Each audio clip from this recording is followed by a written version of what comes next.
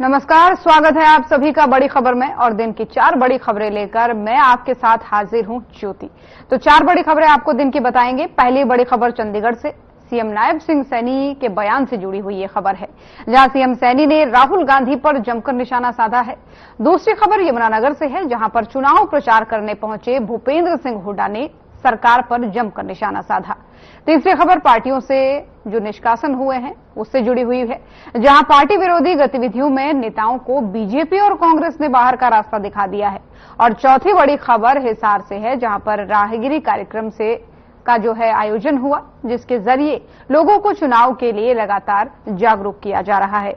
तो चारों बड़ी तस्वीरें आपकी टीवी स्क्रीन पर भी आपको दिखा रहे हैं, जहां पर पहली खबर बीजेपी की रैली से जुड़ी है, जहां पर सीएम नायब सिंह सैनी ने जमकर कांग्रेस पर आज निशाना साधा है। राहुल गांधी पर सीधे सीधे उन्होंने निशाना साधा है।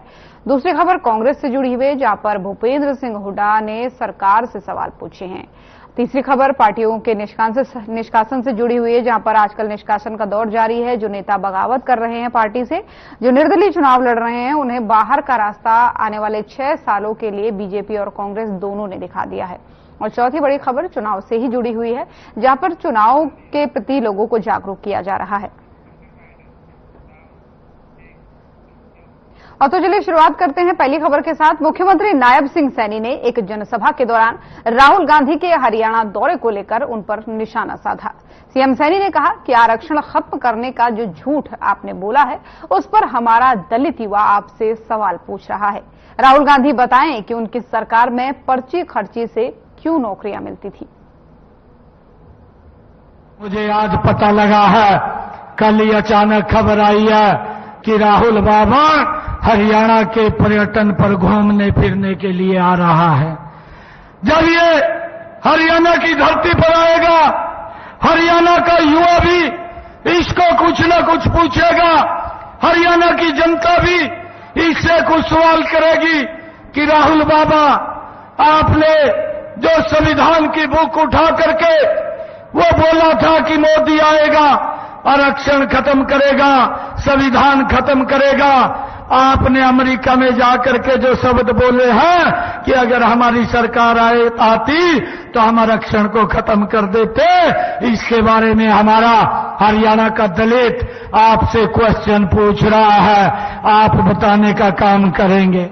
मेरा हरियाणा का युवा, आप यहां पर्यटन पर घूमने के लिए राहुल बाबा आ रहे हैं। मेरा हरियाणा का युवा आपसे ये भी पूछ रहा है कि आपकी सरकार में जब हुड्डा साहब मुख्यमंत्री थे, पर्ची खर्ची से नौकरी मिलती थी, उसके बारे में भी बता करके जाना। ये मैं आपसे हमारे हरियाणा का युवा पूछ रहा है। भाइयों, हमारा ये भी किसान हरियाणा का भाइयों राहुल बाबा से ये पूछना चाहता है कि आपकी सरकार में हमारे भोले भाले किसानों की जमीन को लूट करके दामाद को खुश करने का काम क्यों किया जाता था, ये भी पूछने का हमारे किसान काम करेंगे। आप उसको बताने का काम करें। हरियाणा की हमारी माताएं बहनें, जो हिमाचल के अंदर आपकी सरकार ने बहनों के साथ वायदा किया था, वो पूरा क्यों नहीं किया, ये भी पूछना हमारी माताएं बहनें पूछ रही है। उसके बारे में भी आप बताने का काम करें। हमारा किसान ये भी आपसे पूछ रहा है कि आपकी सरकार में 2-2, 3-3 रुपए के चेक उनके खराबे के दिए जाते थे, वो क्यों दिए जाते थे, इसके बारे में भी बताने का काम करें। भाइयों, राहुल बाबा का पता चला है कि वो यहां पर घूमने फिरने के लिए आ रहा है। आए, परंतु इन क्वेश्चनों का जो हमारे हरियाणा के लोग पूछना चाहते हैं, उसके बारे में बताने का काम करें।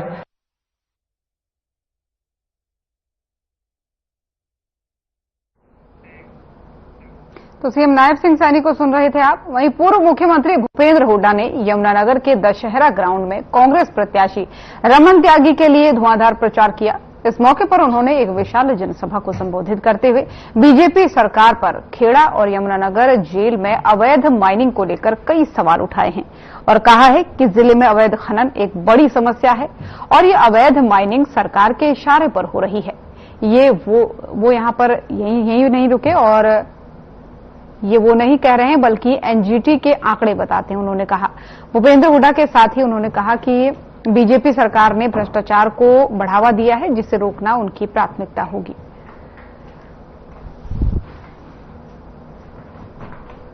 यमुनानगर का, जैसे आपने कहा, यहां पर मेरे को मालूम है इन्होंने यमुनानगर में तो इतनी इलीगल माइनिंग है, यमुना का रास्ता ही बदल दिया। बेहद बेशर्मी से इलीगल माइनिंग हो रही है और कोई वैसे नहीं है, सरकार के सरकार का हाथ है उनमें। माफिया बनाओ, मैं नहीं कह रहा, ये जो नेशनल ट्रिब्यूनल है एनजीटी, उसका कहना है, एनजीटी का, और प्रणीत किया है हरियाणा सरकार को।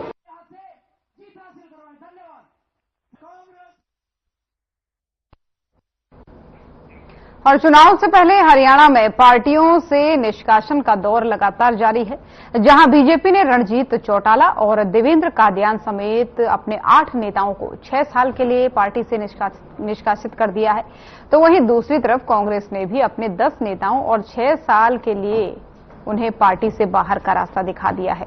ये कार्रवाई बीजेपी और कांग्रेस ने इसलिए की है क्योंकि निष्कासित किए गए नेता पार्टी विरोधी गतिविधियों में शामिल थे, साथ ही निर्दलीय के तौर पर चुनाव में ताल ठोक रहे थे।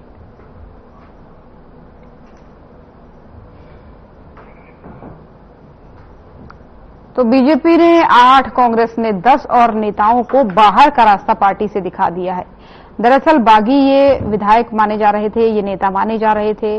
विधानसभा चुनाव में जब टिकट बंटवारा हुआ तो कई सारे नेताओं के टिकट कटे, कई सारे प्रत्याशियों के टिकट काटे गए, तो इससे नाराज होकर के ये लोग ऐसे थे जिन्होंने निर्दलीय चुनाव लड़ने की बात कही और अब पार्टी ने इन पर एक्शन लिया है। पार्टी ने एक्शन लेते हुए जो है इनको बाहर का रास्ता दिखाया है। अगले 6 साल तक ये पार्टी के सदस्य नहीं रहेंगे।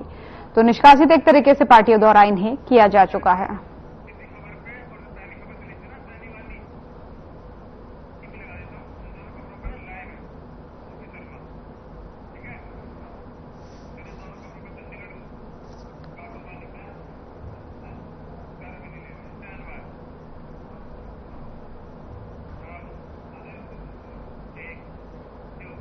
और इसी खबर पर ज्यादा जानकारी के साथ हमारे संवाददाता ओपी शर्मा हमारे साथ चंडीगढ़ से जुड़ रहे हैं।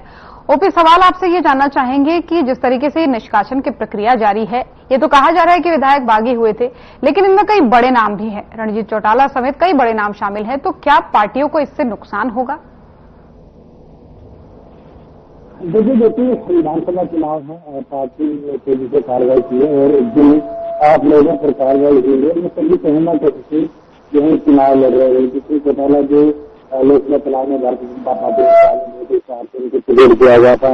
इसके अलावा जिले राम शर्मा के साल 2009 में असल सीट से जो है ये विधायक बने थे। इसके अलावा बचन सिंह आर्य पूर्व विधायक हैं और राधा अलावत जो महल सीट से चुनाव लड़ रहे हैं, महीन गोयल की बात करें तो गुजरात से प्रत्याशी हैं और जो शोहर सिंह रावत वो हाकिम से प्रत्याशी है। ये कहीं ना कहीं अपने पार्टियों में जो है टिकट के दावेदार थे, लेकिन किसी न किसी चलते सर्वे या सिफारिश के चलते सभी की जो है वो टिकट कट गई थी और अब ये निर्दलीय जो है खड़े हुए रणजीत सिंह चौटाला तो विधानसभा चुनाव में टिकट से पहले कह रहे थे कि उनका चुनाव लड़ना जो है वो निश्चित है, अगर पार्टी टिकट देती है तो भी ठीक है, वरना तो नहीं तो वो चुनाव लड़ेंगे। जहां तक बात कांग्रेस की कही तो कांग्रेस के भी सभी लोग कहीं ना कहीं जो चुनाव लड़ रहे हैं, जिससे कहीं ना कहीं पार्टी प्रत्याशी के पक्ष में जो है दोनों पार्टियों में माहौल खराब होता है, क्योंकि कार्यकर्ताओं के पास असमंजस ज्योति थोड़ी ऑडियो में दिक्कत।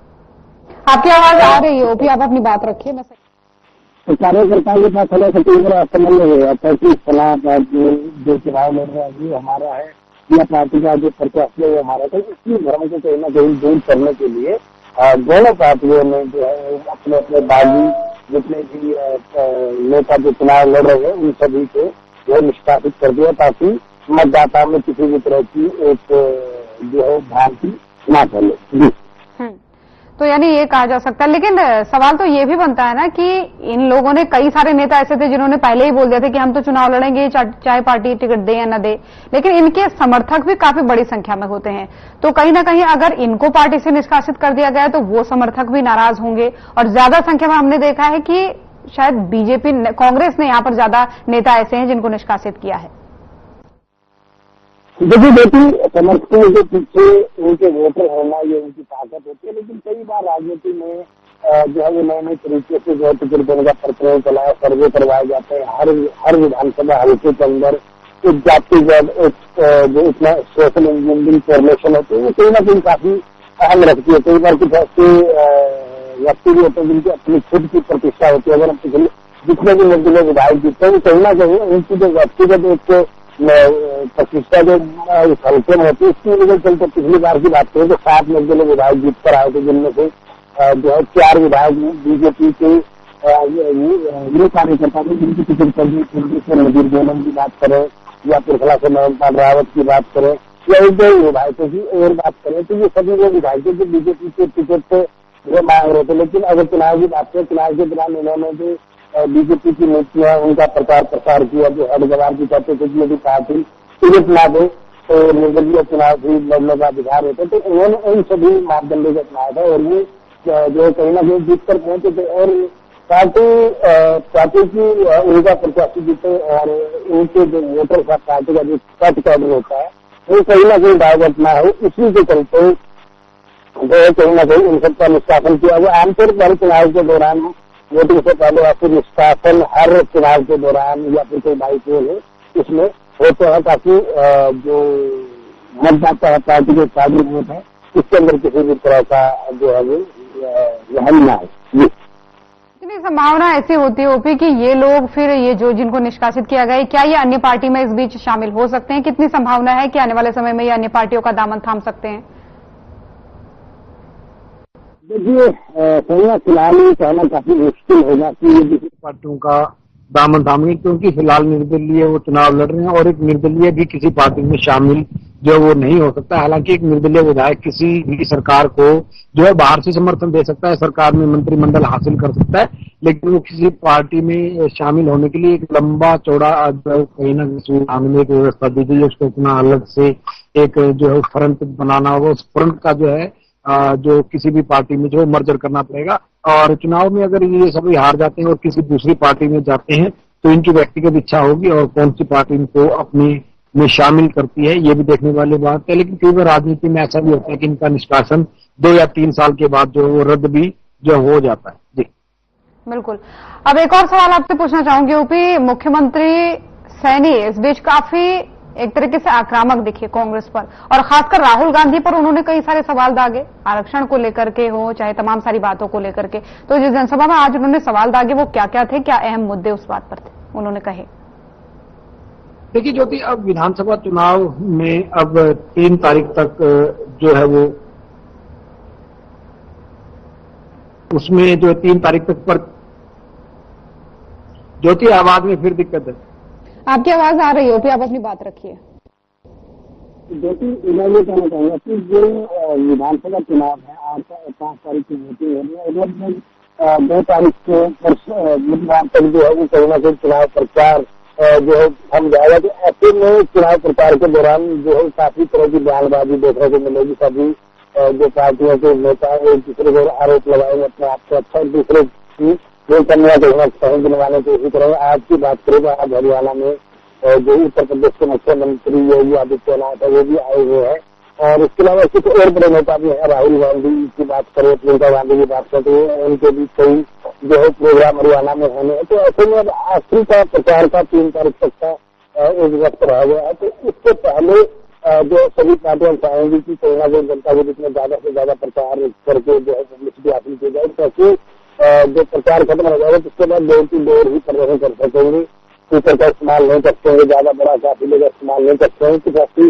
चुनाव आयोग की तरफ से जो कोड ऑफ कंडक्ट होते हैं इसमें कुछ रिस्ट्रिक्शन होते हैं। तो आज राहुल गांधी को लेकर जो है वो निशाना साधा है कहीं ना कहीं मुख्यमंत्री नायब सैनी ने, क्योंकि बीजेपी हमेशा बिना पर्ची और बिना पर्ची के नौकरी देने का एक बड़ा मुद्दा बनाकर कहीं ना कहीं विपक्ष की जो घोषणा जो काम करती है, लेकिन इस चुनाव में भारतीय जनता कांग्रेस के कुछ प्रत्याशियों की तरफ से पर्ची और खर्ची नौकरी को लेकर जिस तरह से ध्यान दिए गए और इसके जो बीजेपी के मौका मिल गया। अगर हम MIT फरीदाबाद की कांग्रेस प्रत्याशी मेजर शर्मा के बयान की बात करें या फिर सुदीप शर्मा के जमात से कांग्रेस प्रत्याशी या फिर हम एक प्रत्याशी जो संकेत सिंह गोली असम से की बात करें, तो सबका कहना था कि हमें मेरिट समझ में नहीं आती है, हम तो वोटर के आधार पर अपने हल्के के लोगों को देंगे। सबका मुख्यमंत्री जो बने हुए उन्होंने 2 लाख नौकरी देने के वादा किया, तो हमारे हल्के में 15 से 2000 के आसपास जो भर्तियां आएंगी। हम अपना घर बनेंगे, फिर हमारे रिश्तेदार बनेंगे, फिर हमारे हल्के वाले खाएंगे। तो इस तरह की कुछ जो बयानबाजी कांग्रेस के प्रशासन की तरफ से जो की गई, तो कहीं ना कहीं बीजेपी को बैठे बिठाए मौका मिल गया। और आज मुख्यमंत्री नाथ चौहान ने कहा कि जब राहुल गांधी हरियाणा के दौरे में आते हुए बीजेपी इन सवालों का भी जो है जवाब दे। लेकिन ओपी, ये मुद्दे कितना असर डालेंगे? क्योंकि एक तरफ बीजेपी कहती है कि कांग्रेस आरक्षण को लेकर झूठ बोलती है, संविधान को लेकर झूठ बोलती है, पर्ची खर्ची की नौकरियां उनके सरकार में दी जाती थी, लेकिन इसके उलट वहां कांग्रेस कहती है कि युवाओं को डंकी के जरिए विदेश भेजा गया। अभी राहुल गांधी अमेरिका से आए दौरे से, तो उसके बाद तो वो उस मुद्दे को प्रमुखता से उठा रहे हैं कि वहां पर 50-50 लाख रुपए का लोन लेकर के डंकी के माध्यम से हरियाणा के युवा रह रहे हैं और बहुत ही बदतर हालत में रह रहे हैं। तो क्या इस तरीके के जो ये मुद्दे उठा रहे हैं दोनों पार्टियां, क्या ये वाकई में?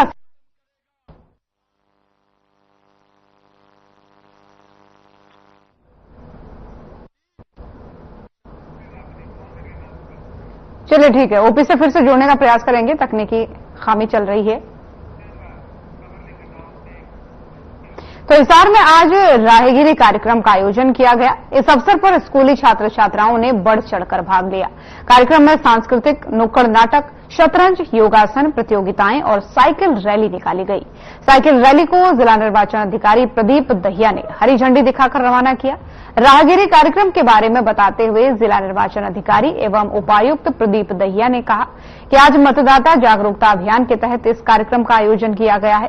अतिरिक्त उपायुक्त एवं स्वीप नोडल अधिकारी जया श्रद्धा ने कहा कि जहां महिलाओं और युवाओं की मतदान प्रतिशत कम हो रहा है, वहीं सूक्ष्म गतिविधियां कार्रवाई की जाती है ताकि अधिक से अधिक मतदान हो सके। राहगीरी कार्यक्रम में भाग लेने वाले बच्चों और आम लोगों ने कहा कि आजकल कार्यक्रम के माध्यम से मतदान करने के लिए लोग अवश्य प्रेरित होंगे। तो हिसार से ये खबर आपको बता रहे हैं, जहां पर मतदाताओं को जागरूक करने के लिए राहगीरी कार्यक्रम का आयोजन किया गया। छात्र छात्राओं ने इसमें भाग लिया क्योंकि आने वाले कुछ ही दिनों में अब हरियाणा में विधानसभा के चुनाव के लिए मतदान होना है और उससे पहले प्रयास किया जा रहा है कि लोगों को जागरूक किया जा सके। स्कूल छात्र छात्राओं ने इस कार्यक्रम में भाग लिया है। देखिए, चुनाव के लिए जागरूक लोग हो सके, अपने मत का प्रयोग करें, सही पार्टी को अपने मत का प्रयोग करें, इसके लिए लोगों को जागरूक करना बहुत जरूरी है और इसी के तहत इस तरीके के कार्यक्रम भी चलाए जा रहे हैं। अब राहगीरी कार्यक्रम के तहत जो है ये कार्यक्रम आयोजित किया गया। स्कूली छात्र छात्राओं ने इसमें प्रतिभाग किया। सांस्कृतिक प्रस्तुतियां भी यहां पर देते हुए नजर आए। मौके पर मीडिया मौजूद रहा और इस बीच जो है लोगों को, खासकर जो मतदाता हैं प्रदेश भर के, उन्हें जागरूक करने का यहां पर काम किया गया। देखिए, बच्चों ने कई सारे प्रोग्राम यहां पर दिखाए, योगाभ्यास करते हुए नजर आए और सांस्कृतिक कार्यक्रम करते नजर आए।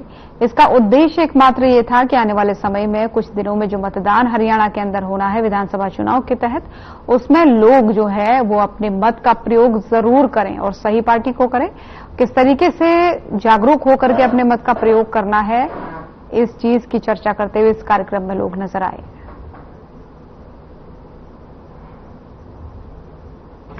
जागरूकता अभियान के तहत राहगीरी का कार्यक्रम आयोजित किया गया था, जिसके जो हमारे स्वीप के नोडल ऑफिसर हैं जिला स्तर के, उसमें मैडम जय शारदा जी ने किया था। ये इनकी निर्देशन में ये सारा कार्यक्रम का आयोजन किया गया था। इसके साथ साथ अंडर ट्रेनिंग ऑफिसर हमारे IAS 2023 बैच के कनिका गोयल मैडम, वो भी साथ में थे और लक्ष्मण जी थे और पूरी टीम थी प्रशासन की, DO, DWO और DSO साहब, AMC साहब, सब लोग।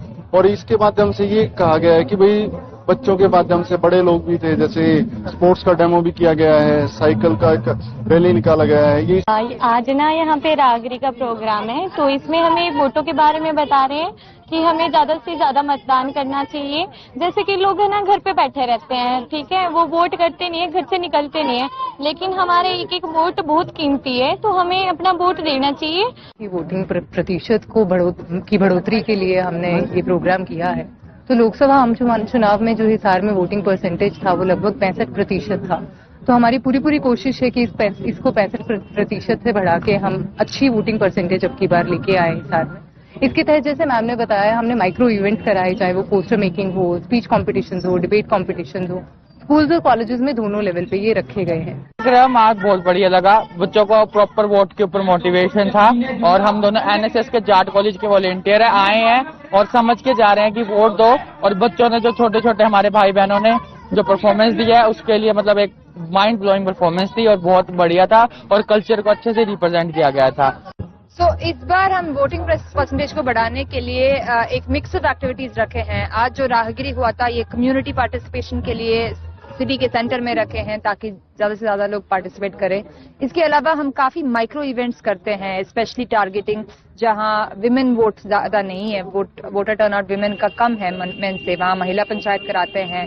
मैं आपको आज के इस कार्यक्रम के बारे में बोलना चाहूंगी। आज हमारे यहाँ राहगिरी प्रोग्राम चल रहा है, जिसके लिए एडीसी सर, डीसी सर और विधानसभा चुनाव में खड़े हुए कई प्रत्याशी भी यहाँ पहुंचे हुए हैं। तो मैं आप सभी से ये कहना चाहूंगी कि वोट हमारी देश के सरकार को चुनने के लिए एक बहुत कीमती वोट होता है।